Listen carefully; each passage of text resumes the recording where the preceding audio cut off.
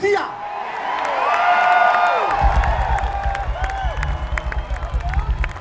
Penn's Landing.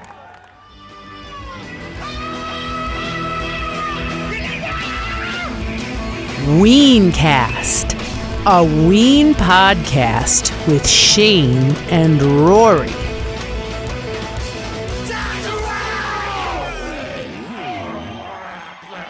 Hey, what's up? This is Shane.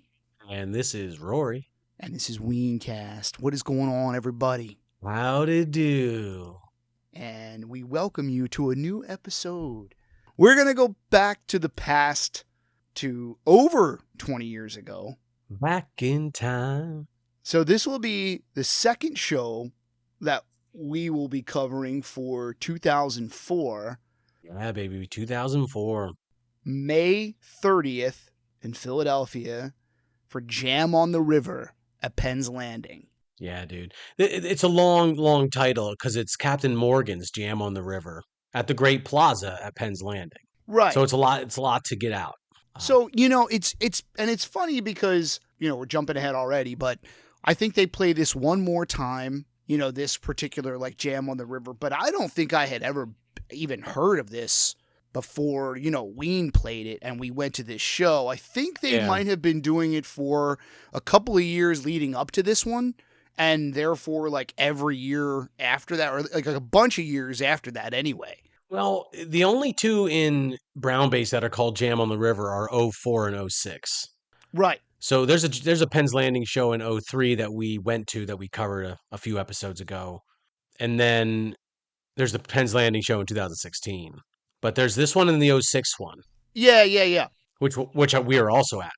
Just about Jam on the River in general. I did a quick little search. It looks like they did it from 96 to 2015 between the Great Plaza, Festival Pier. Well, I guess it was just those two. So some years it was at Festival Pier and then some years it was at Great Plaza. Ooh, all the way to 2015. And those are all around Memorial Day, right? Like that, I think that was their whole shtick. It was like a Memorial Day weekend thing. Yep. And that's another interesting thing is the other Penn's Landing shows that Ween was at, they're in September. Yeah, so it must have been like a Memorial Day sort of like tradition. Yeah. For Penn's Landing. Cool, man. Jam on the River. Nice research. Yeah, man. And we'll get to like all the bands that played, on this day that Ween is there anyway in a few minutes. But let's talk about us and our experience with getting to the show and who came and stuff. I'm glad you brought up the show in 06 because I would say this one falls into when I think about, okay, Ween at Great Plaza, I know in my memory that there's more than one. So it's kind of like the Electric Factory shows. They just sort of like blend together. Yeah, absolutely. Unfortunately, and hey, look, every Ween show is different. Every Ween show is unique, but it's hard when it starts getting to be, like we're talking about. We're going back 20 years here, and it's like, okay, now which one was that? Because they're within a couple of years of each other. They're at the same venue, the same time of year and everything. And it's like, man, I can't remember which time that was. Was so-and-so with us that time, or was it the one from a couple years later? I don't remember. From our memory talking about this and kind of, putting the pieces together, our friends Mark and Chris had a place in Philadelphia, like in Center City. Like, do you remember where that was? I don't. And was this the same place that they had the year before? I think so. Visited yeah. them I think so. I do not remember where this was. I want to say somewhere sort of off South Street, but near Broad or west of Broad. Like, well, it wasn't close enough to this that we could walk to it. That's for sure. We had to take some kind of transportation to it. Totally. We took a taxi. I remember us taking a taxi down to. Totally like the South Street Pier. For some reason, we didn't take a taxi all the way. I don't know if it was a miscommunication with the taxi driver about where we were going, or whoever was like just giving the directions to the taxi driver. But then we ended up having to like walk up like almost a mile, probably. See, I don't recall that, but we might have taken like 2-3 cars worth of people. Yeah, like I don't know. Well, here's the thing. I remember a Philly show on the river that we had to do this big walk. And if it wasn't the 2003, it's totally this one. I mean, I guess could this story be appropriate for the 2006 show? Well, here's what we're pretty sure of. So now this is Memorial Day, like we had talked about. So this was a Sunday. Our friends that had it was a pretty cool apartment in Philadelphia. They had access to the rooftop. So it was kind of one of those things where like every time we went, it was like, let's go up to the roof.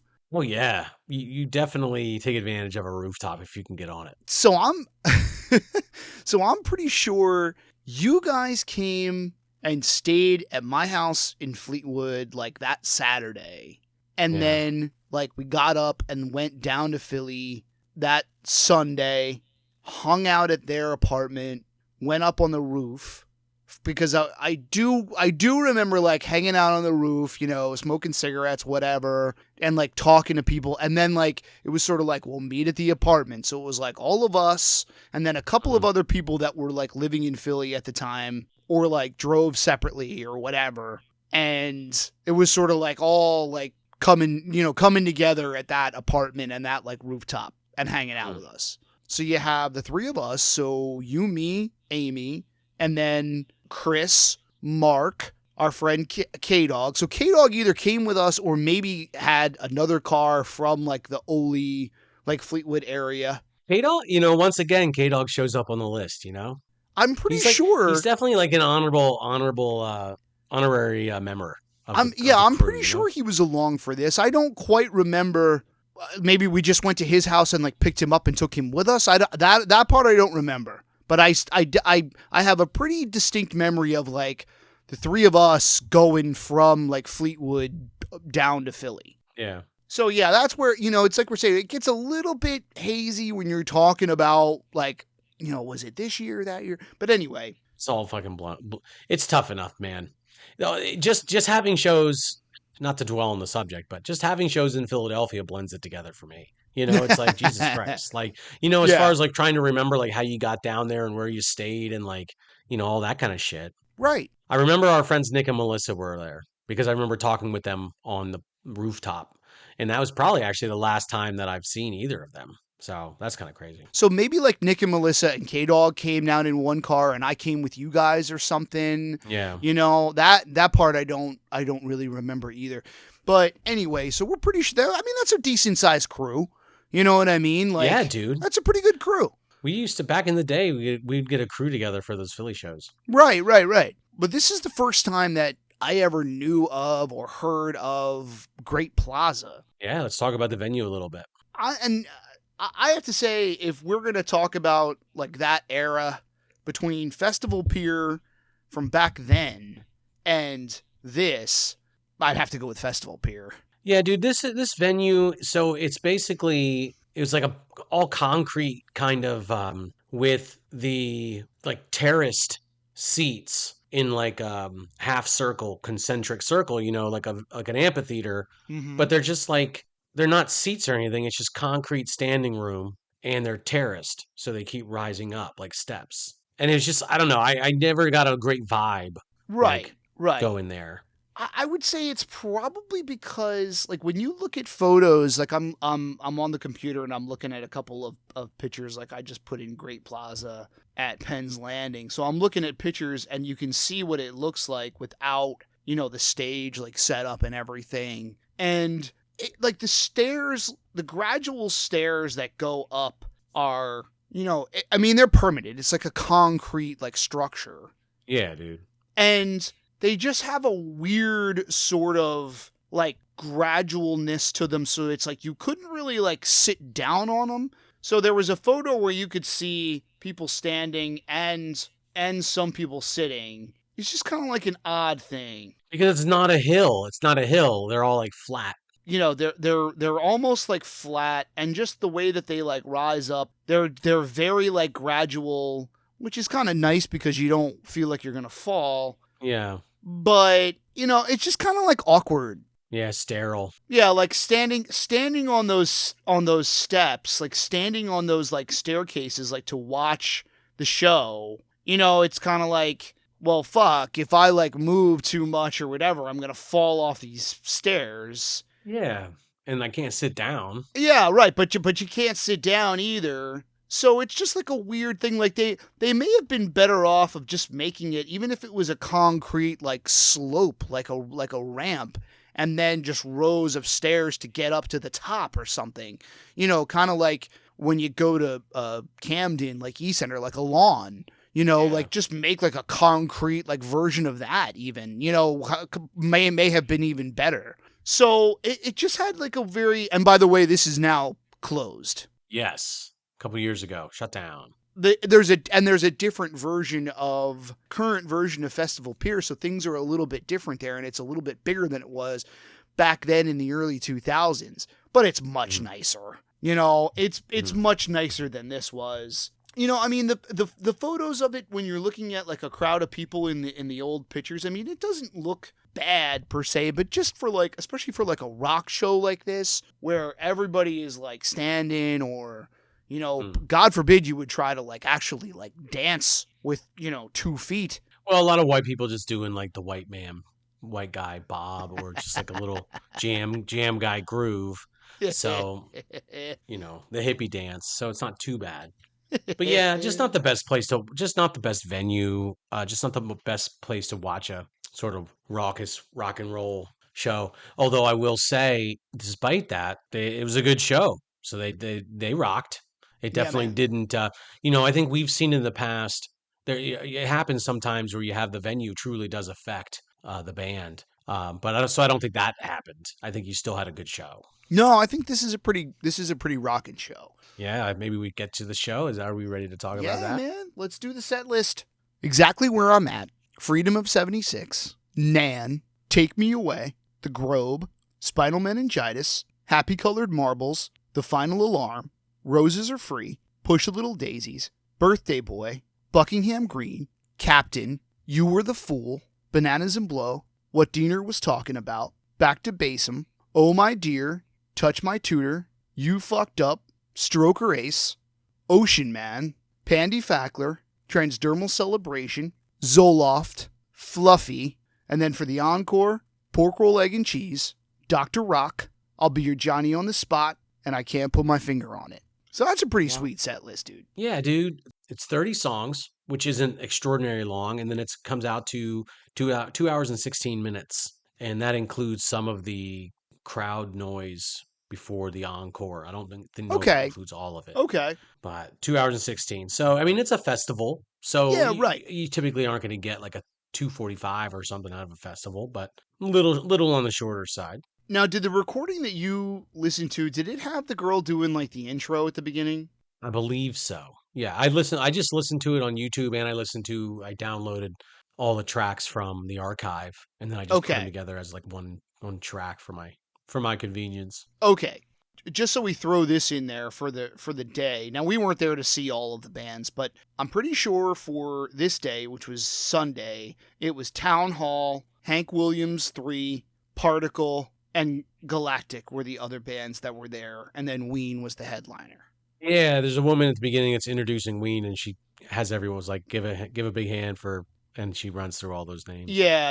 Unfortunately, you can't hear her say Ween very well because the crowd starts cheering by the time she gets to them. Oh, and she also mentions that after the show, if you take your ticket to Kavanaugh's River Deck, you can get in with no cover. There's going to be an after party. I know you guys aren't going to be done partying when the music's over. So Kavanaugh's River Deck, your ticket stub gets you in with no cover. It's just up the road. Oh, Kavanaugh's River Deck. Kavanaugh's River Deck. Oh my gosh. That's where we went in 2016 and got in out of the storm. Oh yeah, you're right. Yeah. So anyway, I'm sorry. Let's get on with the rock. So I guess, you got a couple of like standards at the beginning there. Exactly where I'm at. That's a pretty common opener, especially for that time period. It's a common opener, and they take a few tunes to, I feel like, really get into it. Mm-hmm. You're right. I feel like they roll out. They start out with a little bit of just kind of some standards. Right. A little bit. Right. Well, you got to get Freedom of 76 in there early for Philly. Yes, that's pretty much standard. I mean, come on. And you get a little rock block, Nan and Take Me Away. Mm-hmm. You were we were discussing the sound quality. I was having issues listening, by the way, to especially in exactly where I'm at, and I don't know if that was the recording or the audio at the show. I don't know if you remember that when you were listening to it, but it was going in and out, like loud and quiet, loud and quiet, loud and quiet. It Right. gets better after that, so most of the recording was decent, but I remember having some issues hearing it. By the way, Yeah, there's a little bit of whoever, actually recorded the show may have been having some tech yes, issues or I think something you know like what I think early that's on. probably exactly what it was. All right.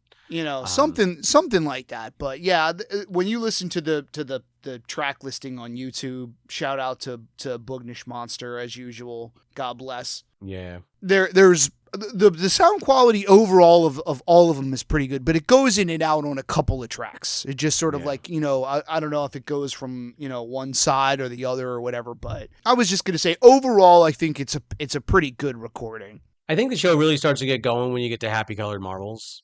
Yeah, man. I feel like Happy Colored Marbles are starting to rock, and then jam that out a little bit, and then into Final Alarm, which is what Final Alarm is one to me one of that's like the first big highlight of the show. That was pretty Yeah. awesome. I love how it's so early on. So it's the 8th tune. Yeah, dude. Kind of comes out of nowhere because we had talked about this on a couple of our other podcasts. It was usually paired up with Ice Castles. So it would be Ice Castles and then Final Alarm. Am I right? Yeah. This comes after Happy Colored Marbles. So it's just like, boom, out of nowhere, Final Alarm by itself. It's like, fuck yeah.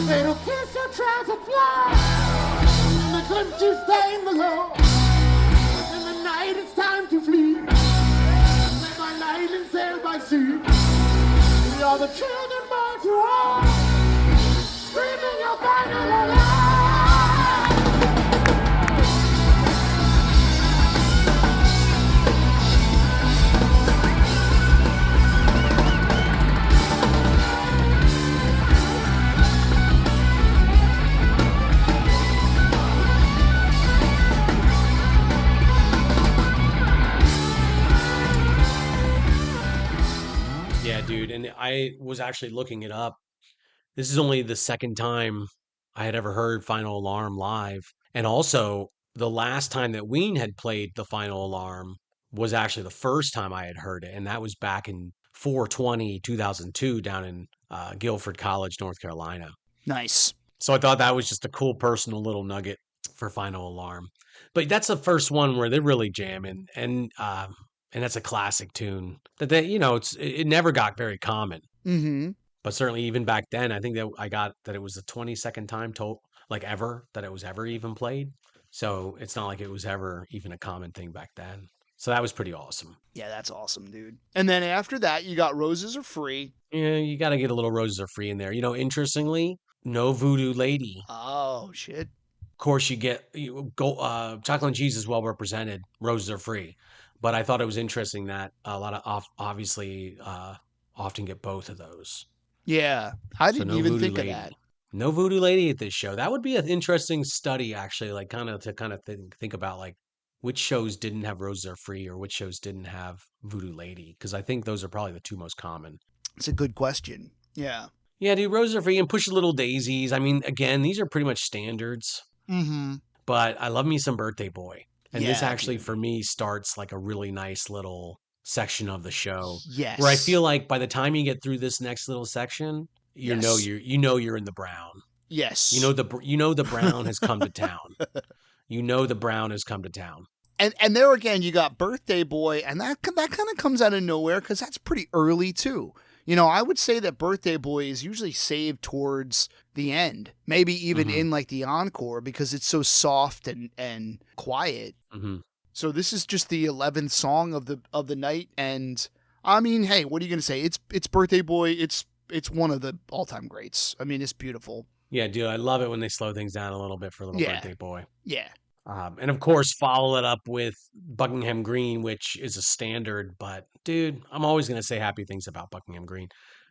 Diener always rips it up, and then it starts. I think one of the highlights of the show. Oh yeah. A little Captain. Captain is awesome because, especially for this show, this night, this day, whatever, they just start it, which I love. There's no like announcement of like, okay, this is called Captain or this is from Quebec or anything. No, it just wow, wow. You know what I mean? Right? Totally. So of course this is a fucking jam, This thing kicks it off. It was about 7 minutes long. Okay, all right. 7:15. 7:15. Yeah. All right. So that's a nice jam.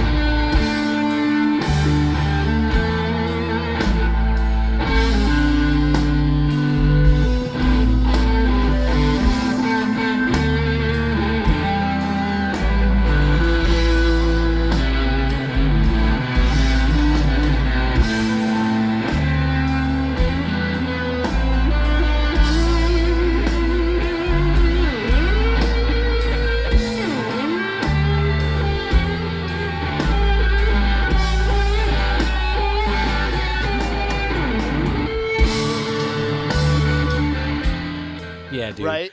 Only second time that I had seen Captain. Only your third, Okay. by the way. Because it's definitely not one of the like heavily played songs from Quebec. No, they only ever play it 61 times all time.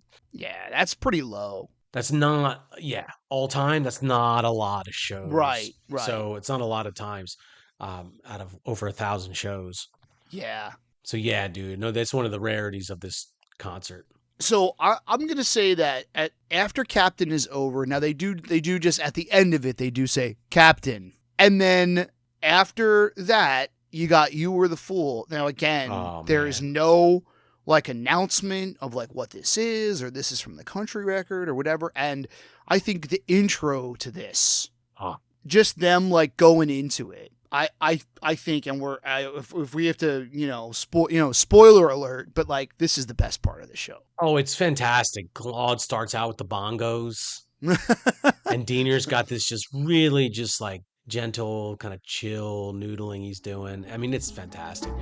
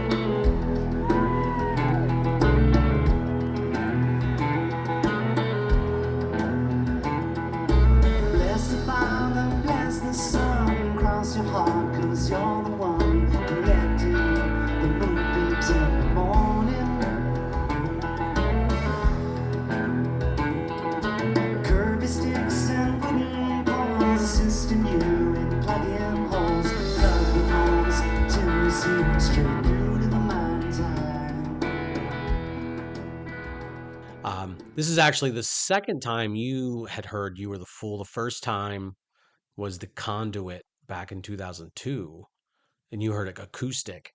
But this was the first time I had heard it. Yeah, and I mean, the Conduit show, it almost doesn't count because that was part of the acoustic set. So now this is them with the whole band. That's true. This is like with everybody plugged in, electric, yeah. Mm-hmm. But no, that's an awesome little block, like Captain. And they don't go like right into You Were the Fool, but pretty much like they don't do a lot of like fucking around. It's kind of like a short pause, and then they play it, and then they start doing the intro. So it's a sweet little spot. Yeah, dude, that's probably the best part, best little one of the best couple little highlights of the show for sure. Yeah.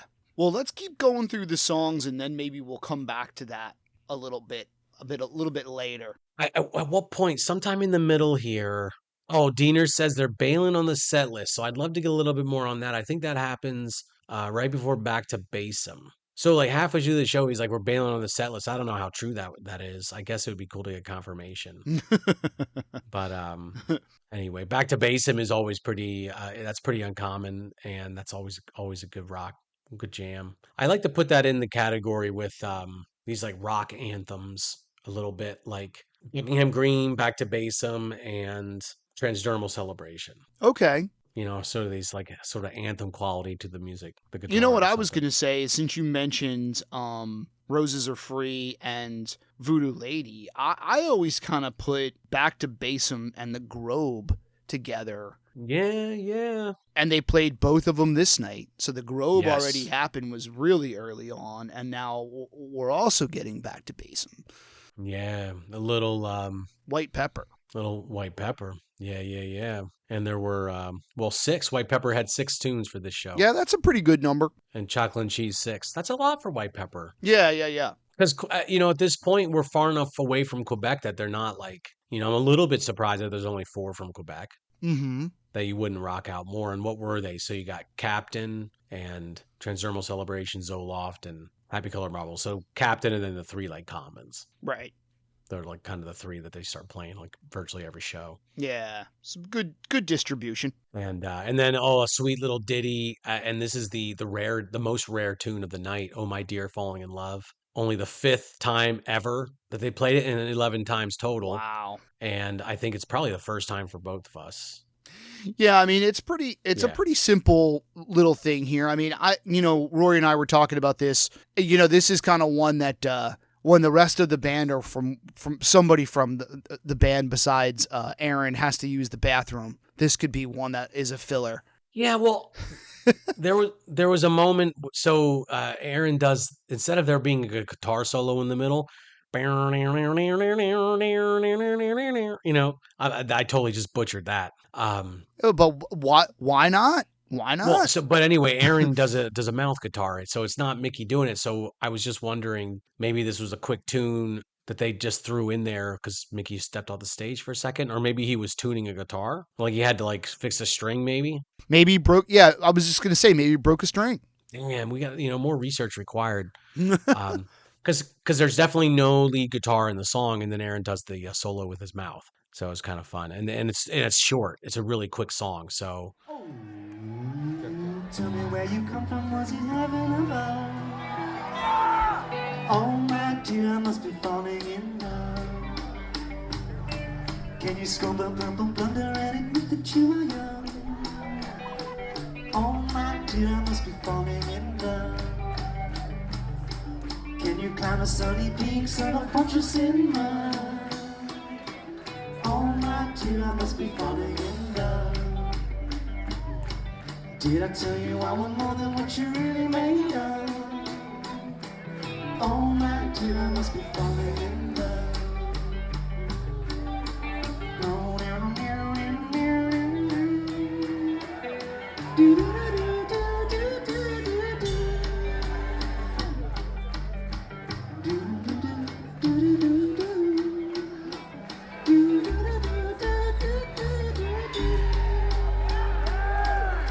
Tell me where you come from, was it heaven or earth?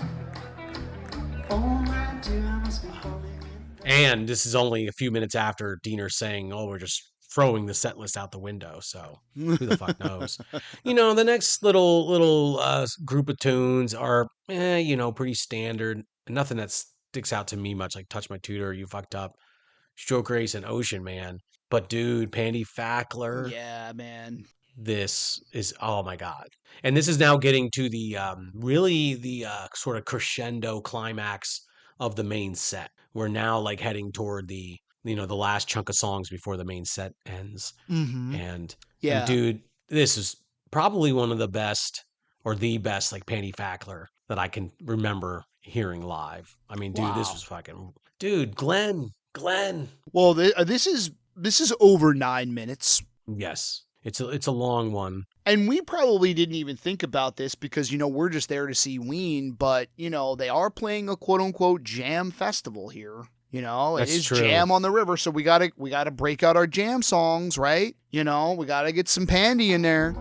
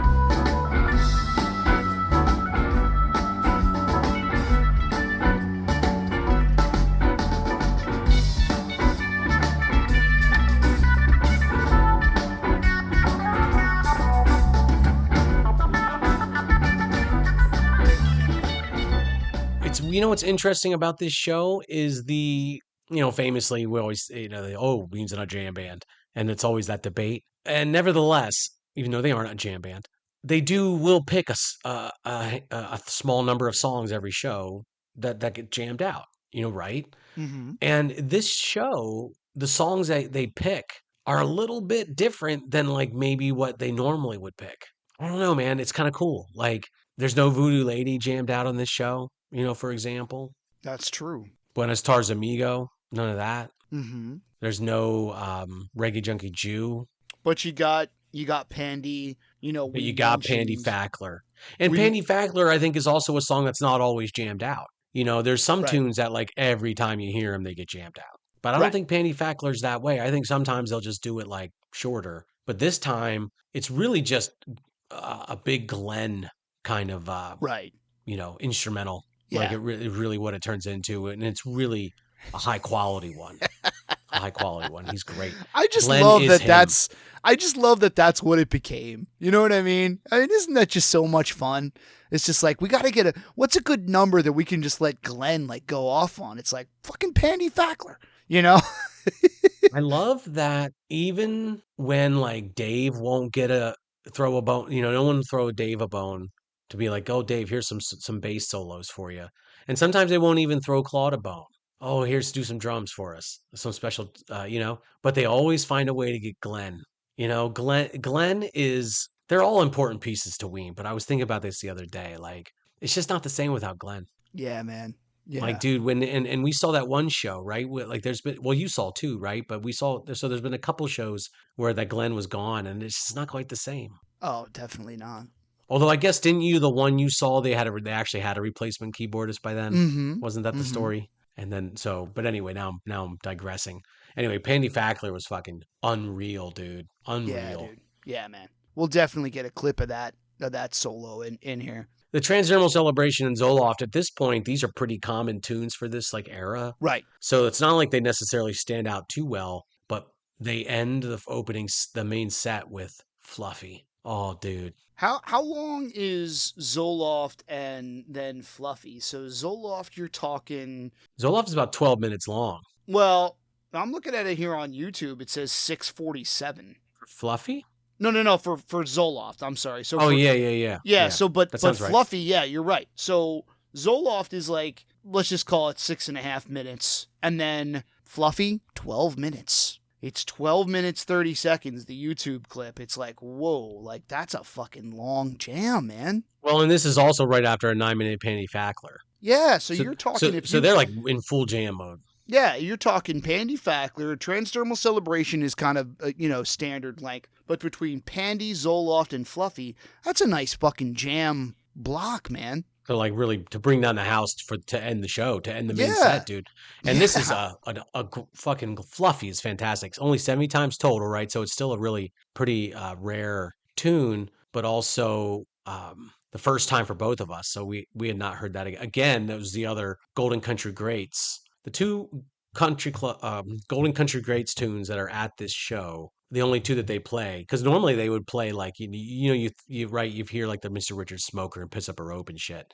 So the two that they chose from that album for this show were also the two that did not play when we went to see them back in 1996 for the Golden Country Greats tour in Philly. They did not play Fluffy, and they did not play You Were the Fool. Dude, this is the only time in 2004 that they play Fluffy. Yeah, absolutely. Yep.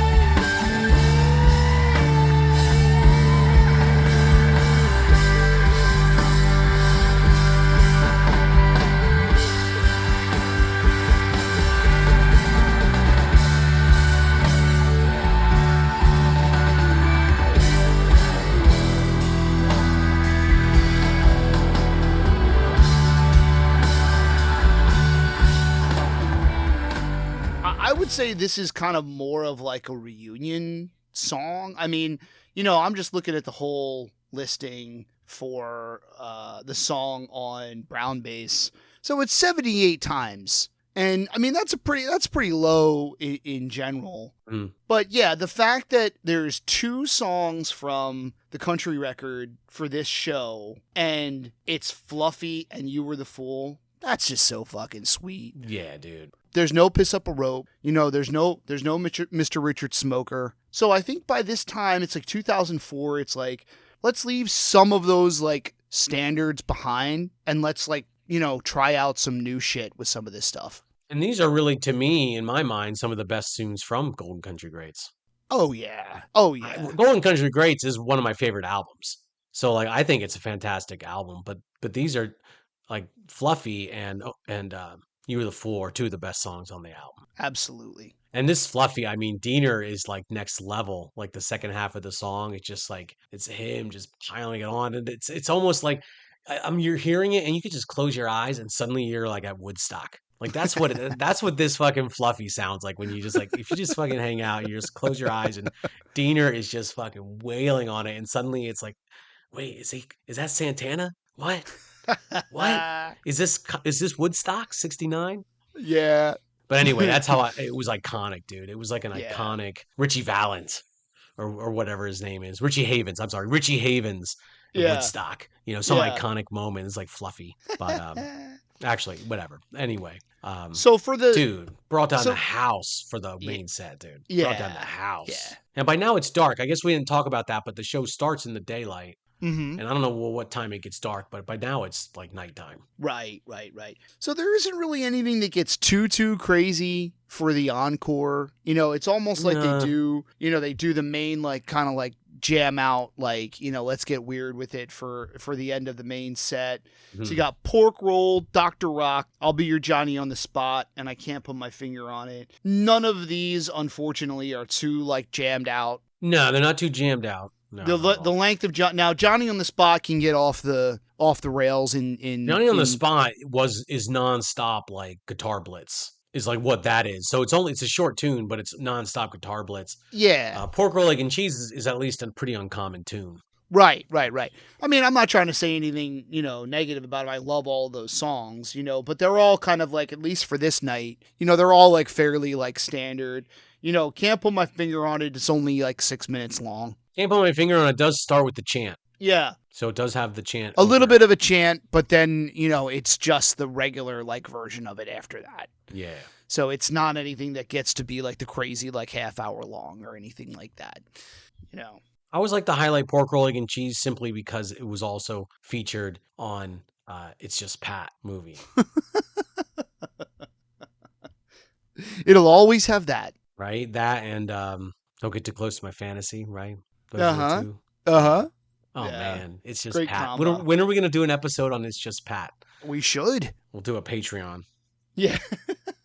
Anyway. So that's all of the songs. Yeah, dude, it's a great. I feel like it's a mix of like half and half. Like there are like plenty of just standards and tunes where like they rock them out and they're not like necessarily like especially like insane or anything, Mm-hmm. but they're pretty standard. But then the other half of the songs of this show that are just like rares and uncommons that are just like totally like shredded. Totally, man. Maybe like a third of them, like it's a smaller, but it's like there's definitely like a mix there, which I guess it's a festival, right? So I feel like that actually surprises me that there isn't Voodoo Lady when you think about it. This is a festival. What else is missing? Do you think that maybe what else is surprising that's not played? You know what? That's a good question. I mean, Just throwing that out there. We mentioned Mr. Richard Smoker and Piss Up a Rope mm-hmm. as like okay, a lot of Mm-hmm. times those are the tunes that they play from Golden Country Greats. But as far as like other like standards, I feel like you have, exactly where I'm at. Take Me Away, Mhm. Push the Little Daisies, Buckingham Green, Bananas Roses Are Blow. Free. Yeah, Roses Are Free. What Diener was talking about. Ocean Man. Yeah, you got both of sort of like the common pod ones, which is Dr. Rock, Pork Roll. Yeah, they got a few rock blocks in this show. I was actually looking at that. Yeah. So Um, it's a good song distribution. Maybe not as a little bit more Pure Guava would have been nice. yeah, it's interesting. Yeah, Pure Guava only 2 tunes. Golden Country Greats 2, Godwin Satan 3, Pod 3. It's definitely, if you think it makes sense, it's going to be centric to white pepper chocolate and cheese in Quebec, I think. Sure. Like when you Correct.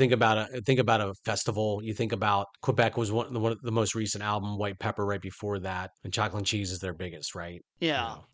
Yeah, so I mean, I feel like if you're talking about like, oh, okay, well they're gonna keep things like pretty calm because it's a festival crowd or whatever. It's like, would you think that they would do something like Captain, or Yeah. even You Were the Fool, Fluffy, So it's like, yeah, there's a bunch of commons in there. Nan. You know what I mean? It's like, would you throw that into something where you want to be playing it safe? They definitely get out there with a decent amount of this show. So I think it's got a good set list for sure. I think by this time, I don't know if I have the recordings of this. Like if I had gotten somebody to like burn the CDs, like this is still in the era of like, hey, burn me a copy of this on CD. Yeah. If someone had made this show for me, I don't think I ever listened to it.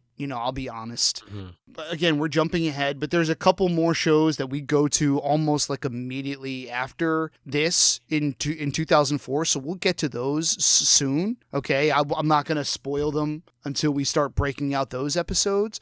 I will say notable and memorable shows coming up. Yes. Yeah. So we have some good shows to look forward to for this year. It's just like, maybe it was because it was so many things happening within a short amount of time, but like, I honestly don't remember going back and listening to this one. And it's a shame because it is a good show, a little bit on the short side. Like you're saying, it doesn't reach like the 3 hour mark by any means, but still, for the fact that they shared the stage with Galactic and a bunch of other cool bands for the day, it's a good show. Mm-hmm. There's a couple of other like oddball things. Again, I had mentioned the girl comes on and like brings them up, which is already odd for a Ween show because the crowd's just going to tear you apart. And then there's I think probably the most notable beyond that is it's after Ocean Man. Someone from, I guess, the staff comes up and announces that there must be a little boy who's lost, like without his family. Yeah, Charles. So Charles is separated from his mom. Yeah, so they call to have Charles' family to come down and find and get him, but they had him up by the stage. Yeah, we got to get Charles back with his mom. I mean, come on. Good evening, everyone. May I have your attention, please? I have some very good news, and I have a little bit of bad news. The good news is that we have Charles Maud up here. The bad news is we don't know where the rest of his family is.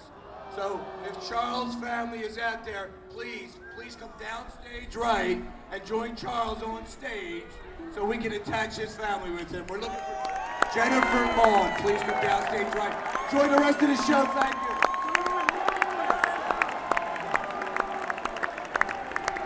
Okay.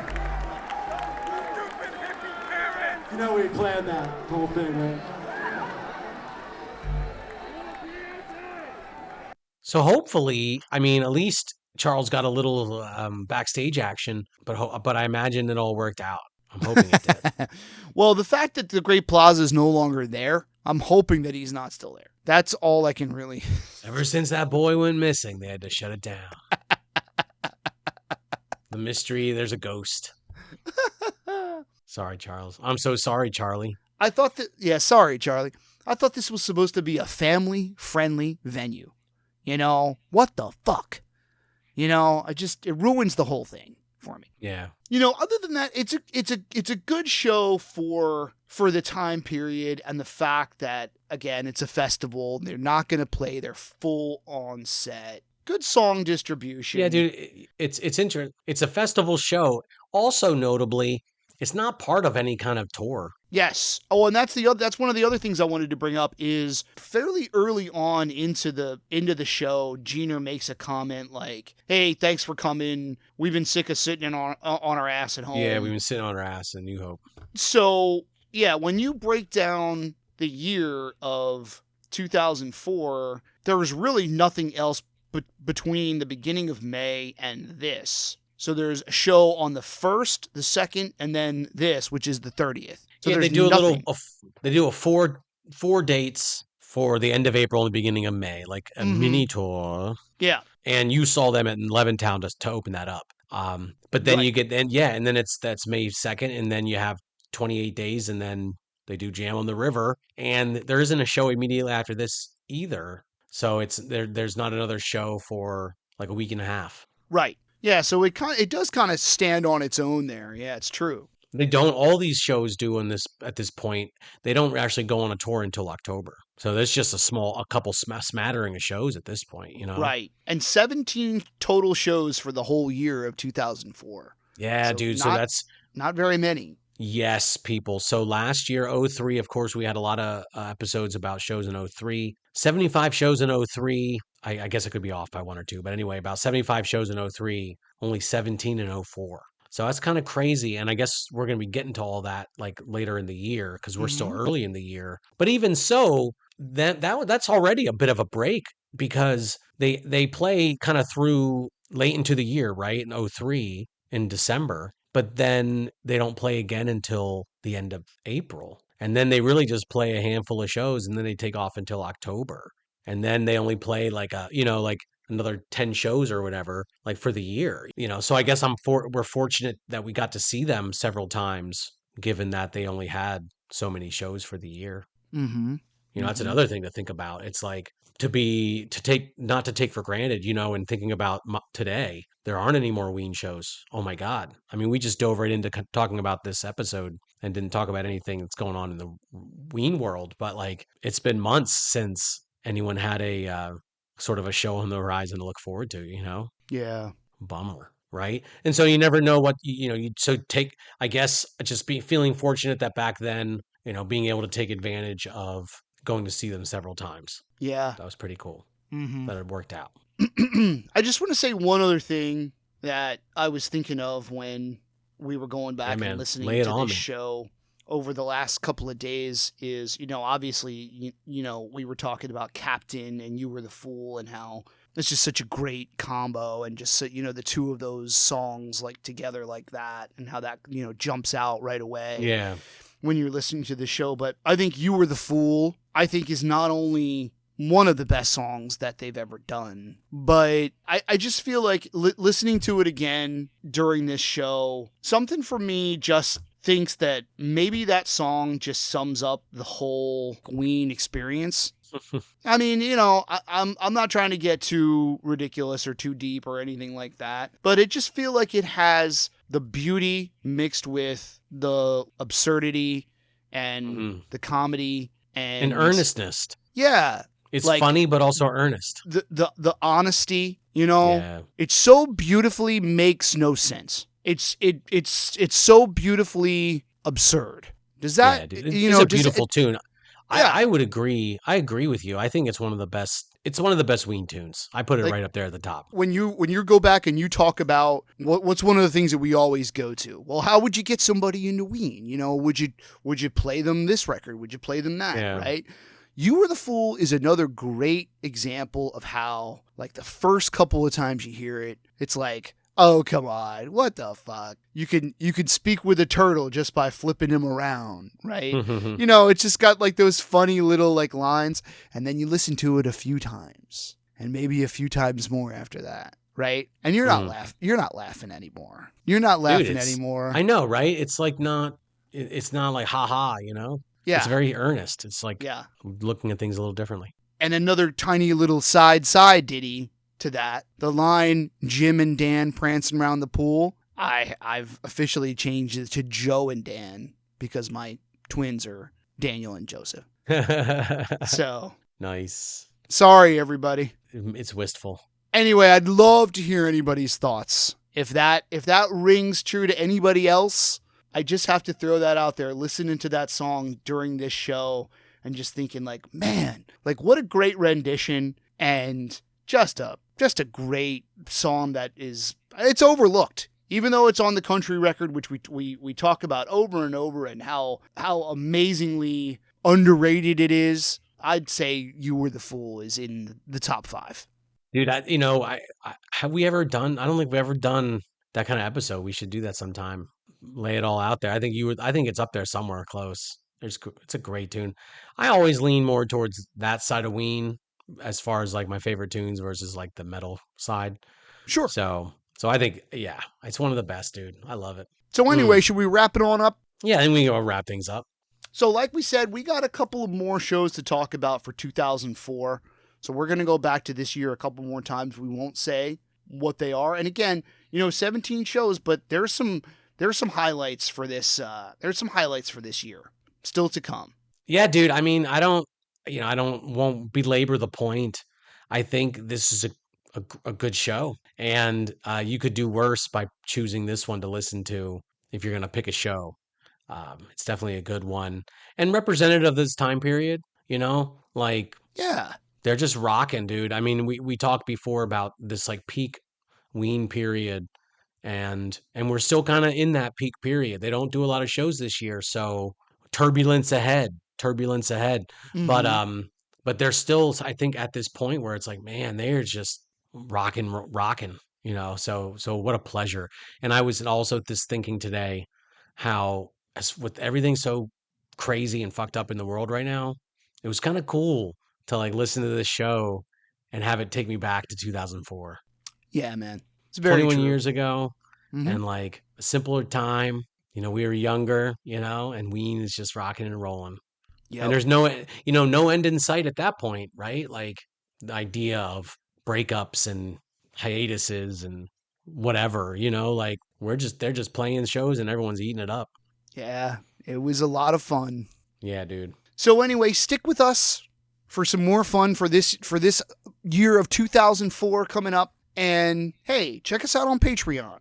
Okay, we are going to have some more fun stuff this year. A couple more episodes of Shane's Ween Vinyl. Nothing that really coincides with this show, but oh well, still fun anyway. So, Yes, well, we have 2 more shows for 2004 to cover. all right, everybody. Anyway, thank you for listening, everybody. Hey, thank you so much. We love you. Hit us up on all the socials, and God bless. All right. God bless. Later. Peace.